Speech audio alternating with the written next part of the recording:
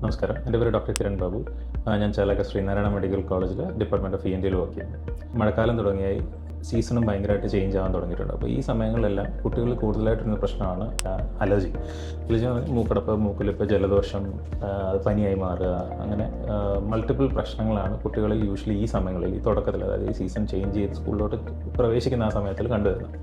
അത് കൂടുതലായിട്ടും അതിൻ്റെ ഒരു കാരണം അലർജിയാണ്. അതായത് തണുപ്പുമല്ല സമയം വരുമ്പോഴത്തേക്ക് കുറേ ട്രിഗറുകൾ വരും കുട്ടികൾക്ക്. അതായത് മോൾഡുകൾ, അതുപോലെ ഡെസ്മൈറ്റിൻ്റെ കൂടുതൽ, അങ്ങനെ കുറേ ട്രിഗറുകളാണ് ഈ കുട്ടികളിൽ ഈ ബുദ്ധിമുട്ടുകളെല്ലാം കൂടുതലായിട്ട് വരുന്നത്. അപ്പോൾ എന്താണ് അലർജിക് റൈനൈറ്റിസ്? തുമ്മൽ, ജലദോഷം, മൂക്കൊലിപ്പ്, മൂക്കടപ്പ്, ഇതെല്ലാ ബുദ്ധിമുട്ടുകളും കുറച്ച് നാളുകൾ കൂടുതലായിട്ട് നിൽക്കുമ്പോൾ, അതായത് ഒരു 1-2 ദിവസം വന്ന് പെട്ടെന്ന് പോകുന്ന പോലെയല്ല, എല്ലാ ദിവസവും രാവിലെ എണീക്കുമ്പോഴത്തേക്ക് ഈ ബുദ്ധിമുട്ടുകളെല്ലാം ഉണ്ട്. കുട്ടിക്ക് ഉറങ്ങാൻ ബുദ്ധിമുട്ടുകൾ വരുന്നു, പഠനത്തിൽ ശ്രദ്ധിക്കാൻ പറ്റുന്നില്ല, സ്കൂളിൽ ചെല്ലുമ്പോൾ ഒട്ടും ശ്രദ്ധിക്കാൻ പറ്റാതെ തുമ്മലും ജലദോഷമായിട്ട് കുട്ടികൾക്ക് ബുദ്ധിമുട്ട് വരുന്നു. ഇതെല്ലാം കൂടെ വരുമ്പോഴാണ് നമ്മൾ അലർജിക് റൈനൈറ്റിസ് ആണോ എന്ന് സസ്പെക്ട് ചെയ്യുന്നത്. എന്താണ് അലർജിക് റൈനൈറ്റിസ് എന്ന് വെച്ചാൽ, നമ്മുടെ നോർമലി നമ്മുടെ സറൗണ്ടിങ്ങിലുള്ളൊരു വസ്തുവിന് എഗനസ്റ്റായിട്ട് നമ്മുടെ ബോഡിയുടെ ഒരു റിയാക്ഷനാണ് അലർജി.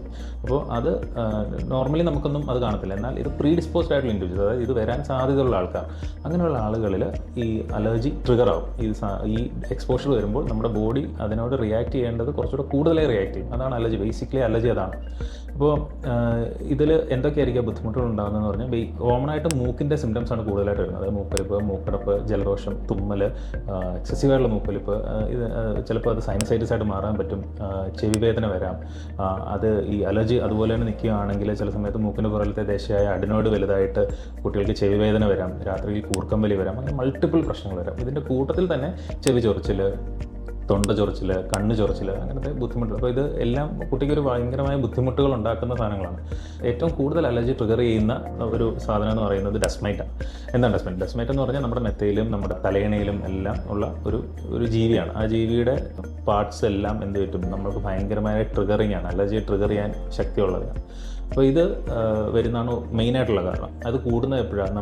നമ്മളുടെ തുണിയൊന്നും നമുക്ക് കൊണ്ടുപോയി വെയിലത്ത് ഉണക്കാൻ പറ്റാതിരിക്കുക, കുറച്ച് ഈർപ്പത്തോടുകൂടിയുള്ള തുണികൾ ധരിക്കുക, നമ്മുടെ ബെഡ്ഷീറ്റുകൾക്ക് ചെറിയൊരു ഈർപ്പം വരിക, മുറിക്കുള്ളിലൊരു ഈർപ്പം, ഡാംനെസ് എല്ലാം കൂടുന്ന സമയങ്ങളിലാണ് ഈ ഡസ്മൈറ്റ് കൂടുന്നത്. ഡസ്മൈറ്റിൻ്റെ കൂടെ തന്നെ ഫംഗസുകൾക്ക് അലർജിയെ ട്രിഗർ ചെയ്യാൻ പറ്റും. പിന്നെ അതുപോലെ തന്നെ മൾട്ടിപ്പിൾ സാധനങ്ങളുണ്ട്. എന്നാൽ ഇവയാണ് ഏറ്റവും കോമൺ ആയിട്ടുള്ളത്. പിന്നെ സ്കൂളുകളിൽ ചെല്ലുമ്പോഴത്തേക്ക് പൊടിയുള്ള എക്സ്പോഷർ, അതുപോലെ തന്നെ പഴയ ബുക്സ് എടുക്കുമ്പോൾ, അങ്ങനത്തെ പല സാധനങ്ങളും നമുക്ക് ട്രിഗർ വരും. അപ്പോൾ ഒരു ചെറിയൊരു ട്രിഗർ വന്ന് ഒരു ദിവസത്തെ തുമ്മൽ, ജലദോഷം അതോട് മാറുന്നതാണെങ്കിൽ നമ്മൾ വലിയ കെയറൊന്നും എടുക്കേണ്ട ആവശ്യമില്ല, നമുക്ക് പെട്ടെന്ന് തന്നെ മാറാവുന്നതുള്ളതല്ല. എന്നാൽ ഇത് ദിവസങ്ങളോളം നിൽക്കുക, ഒട്ടും മാറുന്നില്ല, കുട്ടിക്ക് പറയുന്നത് ശ്രദ്ധിക്കാൻ പറ്റുന്നില്ല, ഇങ്ങനെ തന്നെ നിൽക്കുകയാണെങ്കിൽ ഒബ്വിയസ്ലി നമ്മൾ അതിൻ്റെ ട്രീറ്റ്മെൻറ്റ് എടുക്കണം. അപ്പോൾ അലർജിക് റൈനൈറ്റിസിനെ നമ്മൾ അലർജിക് റൈനൈറ്റിസ് ആയിട്ട് വന്നു കഴിഞ്ഞാൽ നമ്മൾ പ്രധാനമായിട്ട് ചെയ്യുന്നതെന്ന് പറഞ്ഞു കഴിഞ്ഞാൽ, ഇത് എന്തിന് കാരണമുള്ള അലർജിയാണ് നമ്മളൊന്ന് അറിയേണ്ടി വരും. അപ്പോൾ യൂഷ്വലി, അതായത് നമുക്ക് ഏറ്റവും കോമൺ ആയിട്ട് നമുക്ക് ചെയ്യാൻ പറ്റുന്നതെന്ന് പറഞ്ഞു കഴിഞ്ഞാൽ, ഒരു എക്സാമിനേഷൻ ചെയ്യുമ്പോൾ തന്നെ നമുക്ക് മനസ്സിലാവും വേറെ ബുദ്ധിമുട്ടുകളൊന്നുമില്ല, മൂക്കിൽ വേറെ കുഴപ്പങ്ങളൊന്നും ഇല്ല, പോളിപ്പോ, ദശ അങ്ങനെയുള്ള കാര്യങ്ങളൊന്നും ഇല്ല എന്ന് ഉറപ്പ് വരുത്തിയതിന് ശേഷം നമുക്ക് ചെയ്യാൻ പറ്റുന്ന കാര്യമാണ് അലർജിയുടെ ടെസ്റ്റിംഗ്.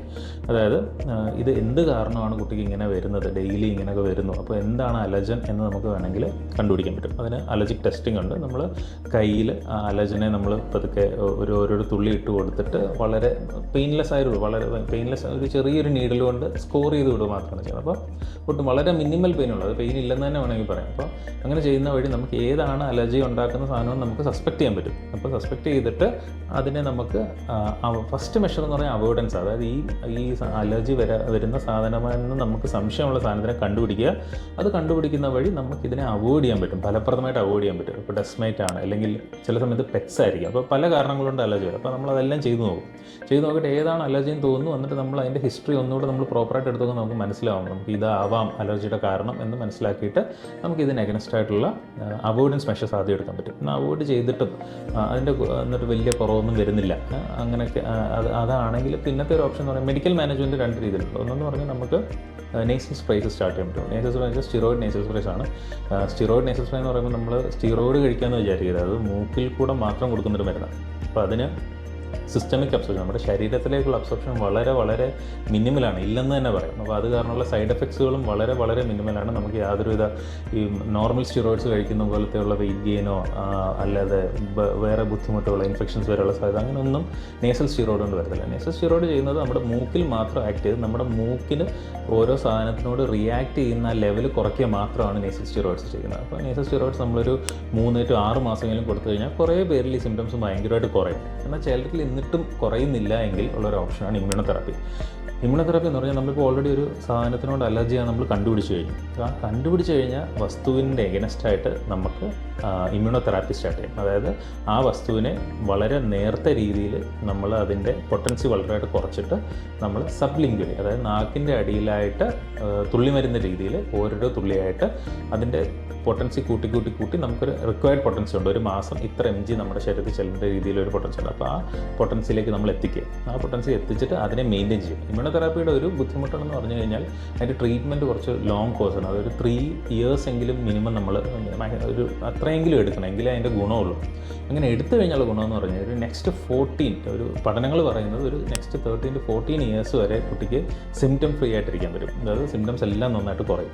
നമ്മൾ കറക്റ്റായിട്ട് ഇമ്മ്യൂണോതെറാപ്പിയാണ് കൊടുക്കുന്നതെങ്കിൽ സിംറ്റംസ് എല്ലാം കുറയും. ഒരു 14 years വരെ ഈ ബുദ്ധിമുട്ടുകൾ പിന്നെയും വരില്ല.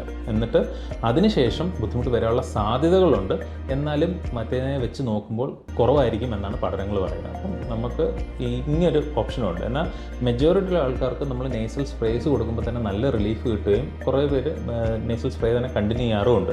ഒരു കുട്ടിക്ക് ഇങ്ങനെ നമുക്ക് സസ്പെക്റ്റ് ചെയ്യുകയാണെങ്കിൽ ഉറപ്പായിട്ടും നിങ്ങളൊരു ENT ഡോക്ടറെ കാണുകയും അപ്പോൾ അലർജി ടെസ്റ്റിംഗ് ആയാലും ഇമ്മ്യൂണോതെറാപ്പി ആയാലും ഏതായാലും നമുക്ക് ഇപ്പോൾ ഇവിടുത്തെ ഹോസ്പിറ്റലിൽ അവൈലബിൾ ആണ്. Thank you.